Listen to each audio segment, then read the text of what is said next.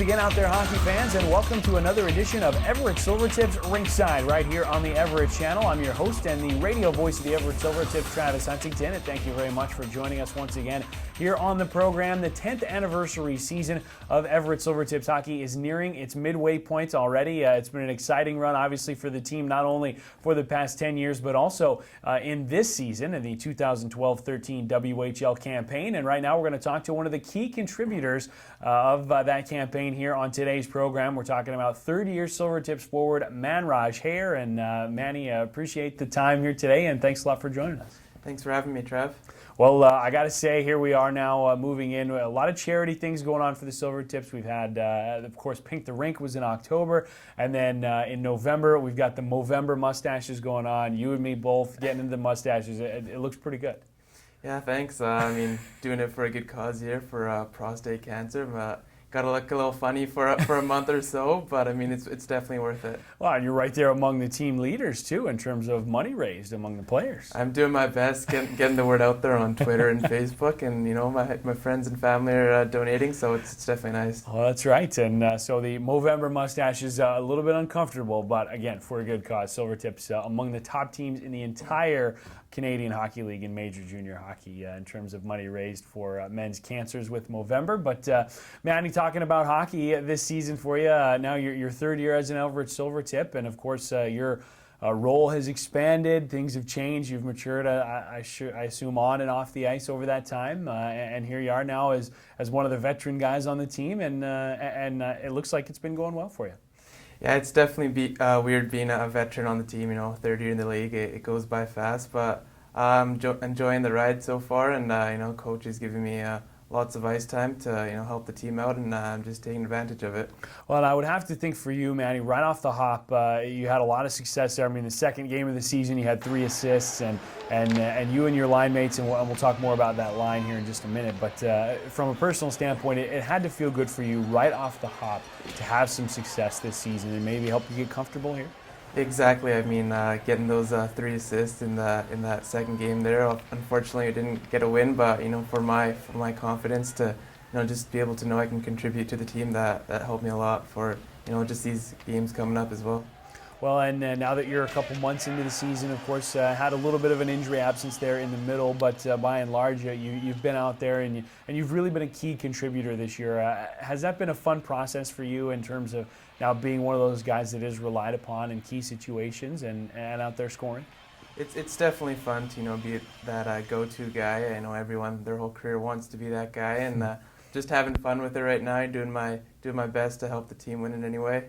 I guess for you, Manny, being now that the process of going from being a third line guy or a guy who's more defensive in nature in your role to now you're counted on to be a contributor offensively and one of the guys who's out there scoring big goals for the team, and I mean that's probably a pretty fun thing, I would think, for you and a guy like yourself that likes to go out there and play with some skill.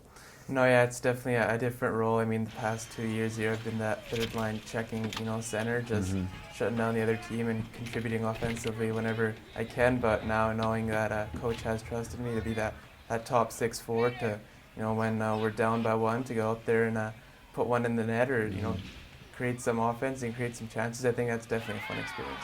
Well, I guess from your standpoint, there's probably a pretty big difference there between being hoping that you can contribute offensively versus being expected to be a guy who can score that big goal or set up, a game winner in the third period of play. I mean, is that a fun kind of pressure to embrace for you, or is it kind of like, oh boy, I hope I can live up to that? What's your mindset there? I think a little bit of both, but I think it's also it's fun for sure. I mean, like I was saying before, just being everyone, their whole life wants to be that key guy that the coach counts on, and finally being that guy this year, I think it's a fun experience, and I'm just taking advantage of it. Well, and being now voted as an alternate captain by your teammates prior to the season as well, so wearing a letter on your jersey makes a difference as well, and that's a role that maybe it comes with some more added responsibility in the locker room or off the ice or whatever. How do you feel like that fits you? I mean, I'm not the most vocal guy in the dressing room, or I'm kind of a little shy guy, but I think I've been doing my best to be a leader, and knowing that my teammates and my peers voted me as a leader and respect me in that way. So I'm just doing my best to to be a leader and help the guys out in any way. Is that something that you have found yourself maybe trying to be more vocal or maybe speak up when in the past you might not have? Yeah, you can say that. I mean, in between, intermissions or before games, just getting the guys pumped up and get ready for the game. I think the past few years I've just sat in my stall and really haven't said anything and just focusing on my game. But being that assistant captain now and that leader, it's kind of a role just to get the other guys going, and I think I've been doing a good job with that. Well, and of course that's something that I guess everybody kind of has to work their way into, that role. I mean, I know talking to Ryan Murray about when he first became the captain, and he said it was kind of an uncomfortable thing, and you kind of have to grow into that role a little bit. Do you feel like that's been the case with you as well? Yeah, absolutely. I mean, at the beginning of the year when I got named, I still was kind of the same old self, just pretty shy and just sitting in my stall, just keeping to myself. But over the past few months, I've definitely developed that intangible to get the guys going and getting the guys pumped up. So you definitely have to grow into that role, and I think I'm doing a pretty good job with that. Well, on the ice, Manraj, you guys have had some success with you and your line mates in terms of Josh Winquist, and mostly it's been Tyler Sandu playing on that other wing with you guys. And, of course, Josh missed some time there with an injury as well. But it seems like the chemistry with you three has really made you guys a dynamic force out there on the ice. Yeah, absolutely. I mean, just right from the beginning, we pretty much just clicked right away and got that chemistry going. And, Josh and Tyler are both very skilled players and can find the open ice and create plays as well as with me.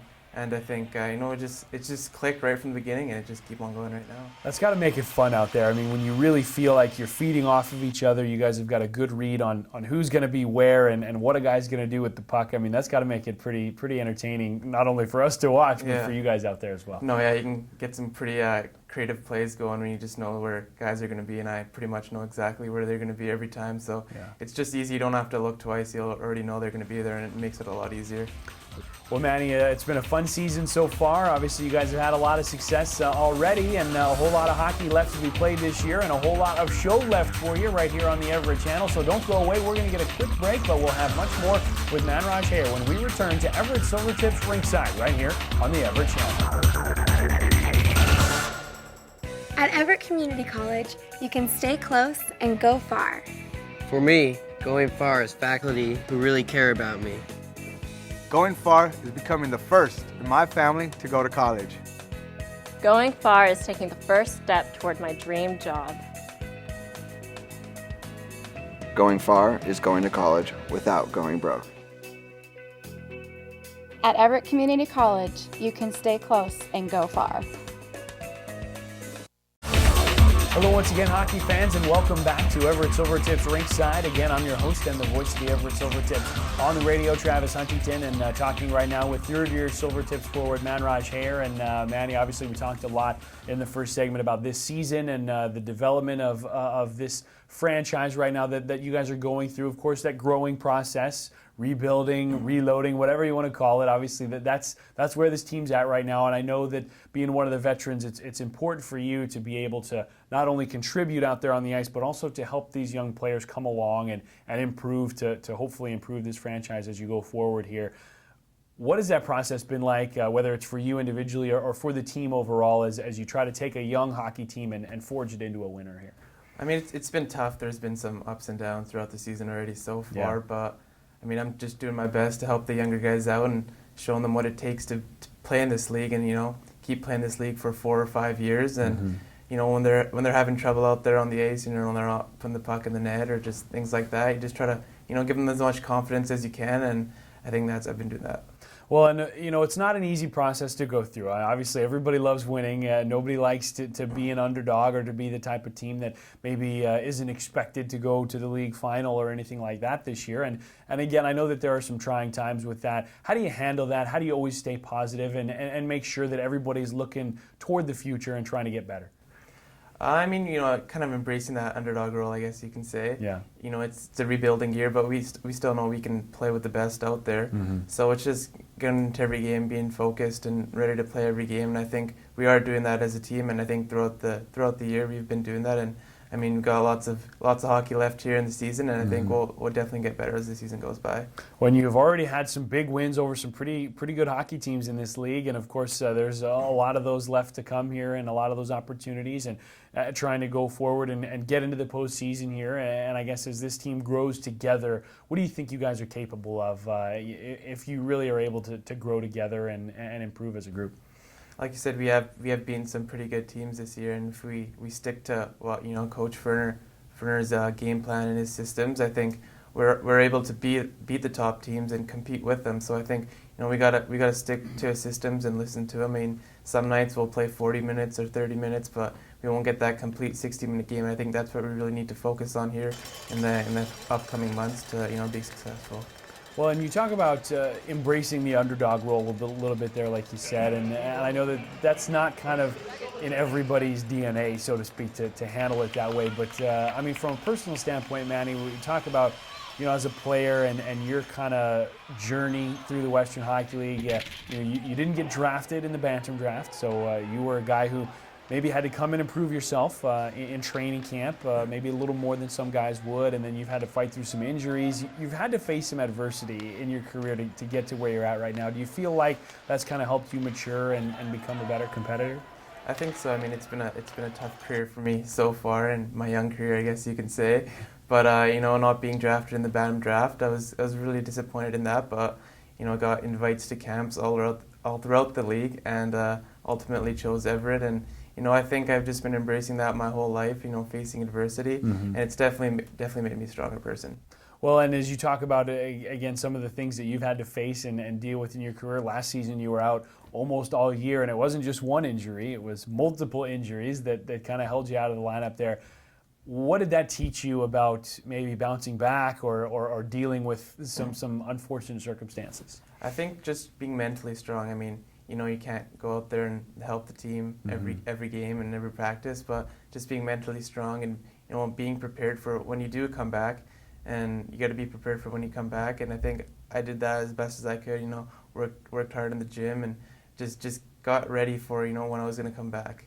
Well, and when you look at, Manny, what you've accomplished in your career now, 3 years in the Western Hockey League, and with the Silvertips franchise, you've maybe been able to grow your role and maybe make a name for yourself a little bit. And as one of those hockey players, I don't know if rare is the word, but maybe not quite as common as the Anglo-Canadians. You're a Canadian of East Indian descent, and that's a community that maybe isn't always as well represented in the game. Is that kind of something that you take some pride in? Yeah, I definitely take some pride in that for sure. I mean, not many East Indians play hockey. I don't have the money to get into that, but I definitely take some pride in being one of the few East Indian players in the league. I mean, I think there's 2 others in this league, and one of them is on our team. So it's definitely cool being one of those East Indians to play in the WHL. And I've never really played on a team that has another East Indian on it, so this is a first for me, and it's definitely a cool experience. Well, and you and Tyler Sandu, of course, not only playing on the same team, but playing on the same line, so there's some interest there. And I mean, when you talk about, again, that pride or trying to represent your segment of the community, which is, again, a little underrepresented in the game sometimes, have you guys talked about that together? I mean, do you guys discuss that a little bit? Not really. I mean, we kind of know that there's not many East Indians that do play hockey, but we do take pride in it, doing our best to help the community out and get the game noticed in our community, and I think we've been doing a good job with that. Is that something that is growing a little bit? Do you feel like, in again, you're talking about Asians in general, I guess, in the game, there's starting to be a few more in the National Hockey League level and on through the leagues as well, and when you look at the East Indian side of things, when you talk to people back home or what have you, is that growing among that group? Yeah, it definitely is growing. I mean, when just with the Canucks, when they went on their Stanley Cup run, a lot of them were watching that, and I think little kids are definitely learning the game, I guess you can say, and wanting to get into it, and I think it has been growing in that community for sure. Well, and now that you're 19 in the league, Manraj, and of course looking forward to the remainder of this season and then on to what you hope, I suppose, is a 20-year-old year in this league as well. What are kind of some of your career goals or aspirations that you're thinking about here now? You're obviously past your NHL draft year, but that doesn't certainly mean by any means that the doors are closed there. Is that something that you've got your eyes on, or what are you thinking in the long term for Manny? I still think, everyone always has their dreams of making the NHL, and mine still haven't died out yet, but just, right now I just kind of want to have a healthy season until the end of the year, finish the year off without, getting any other injuries, but also just for personal success, hopefully some teams out there do notice me, at the pro level, and hopefully just one day get a contract. Well, and I would have to think from your standpoint as well, obviously you grew up right there in Vancouver, big Canucks fan your whole life, but it's got to be fun to be able to play this close to your home as well. And when you go to Vancouver, there's a whole crowd. It's Mannywood. That's the name. The Manny Hair cheering section has its own name. Mannywood. They got the sign. That's got to be exciting to have that kind of support from your family and your friends, and to be able to play in front of those people. And then obviously you're not far from home right here in Everett.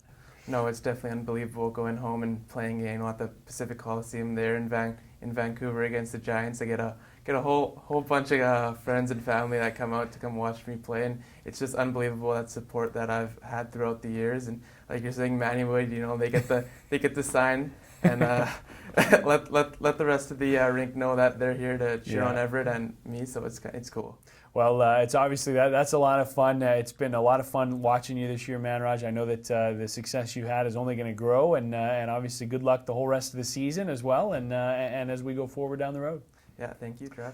All right, well, that is Manraj here on this edition of Everett Silvertips Rinkside. Thank you so much for joining us, and don't forget for each Silvertips home game in the month of December prior to Christmas, we are collecting toys, stuffed animals, and monetary donations that will go to Christmas House to help maybe brighten the holiday season for some of the less fortunate youth right here in Snohomish County throughout this holiday season. So don't forget to get involved in that. Visit everettsilvertips.com for more information. We hope to see you at Comcast Arena. Thank you very much to Manny here for joining us. Thanks for watching this edition of Everett Silvertips Rinkside right here on the Everett Channel.